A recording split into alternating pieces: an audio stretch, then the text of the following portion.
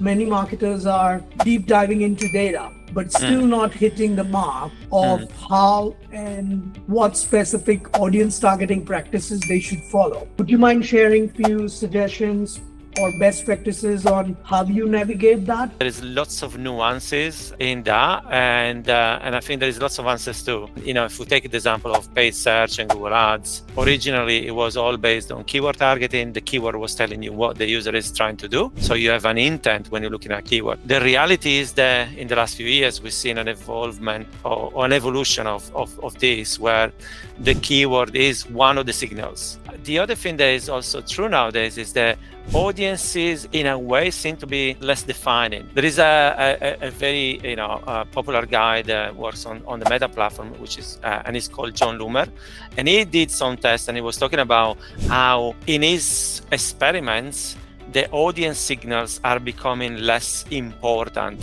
So what that means is that basically when he was trying to validate whether audience signals and audience targeting were still effective, the results were actually kind of negating that. The real evolution is the fact that as opposed to targeting, we should be using that as a signal. We should see the audience targeting as a signal.